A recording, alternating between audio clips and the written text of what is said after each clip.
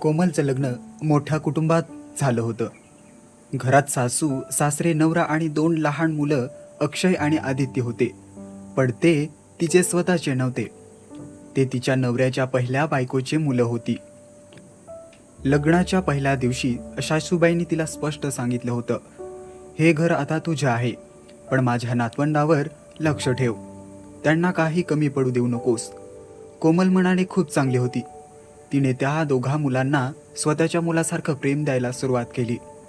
सकाळी लवकर उठून त्यांना तयार करायची, शाळेत सोडायची, अभ्यास घ्यायची आणि रात्री गोष्टी सांगून झोपायची. पण सासूबाईच्या मनात तिच्याबद्दल कधीच माया नव्हती.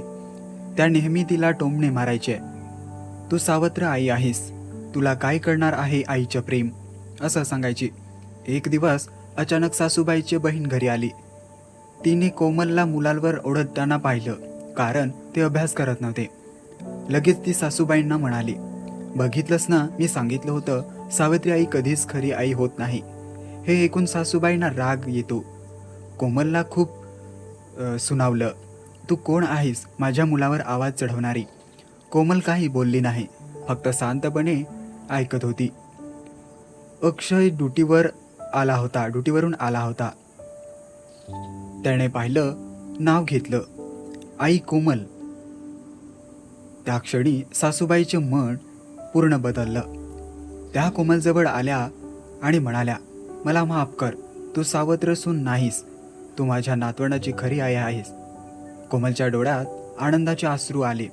त्या दिवसापासून घरात सगळे बदललं. सासूबाईंनी तिला सून नाही तर मुलगी म्हणून मानले आणि अक्षय, आदित्य तिला आई म्हणून हाक मारू लागले. या कथेतून आपल्याला अशी शिकवण मिळते की नातं रक्ताचं असावं लागत नाही, प्रेमाने सुद्धा नातं मिळतं. ही गोष्ट कशी वाटली? जर आवडली असेल तर व्हिडिओला लाईक करा आणि असेच नवनवीन व्हिडिओ पाहण्यासाठी या चॅनलला सबस्क्राईब नक्की करा.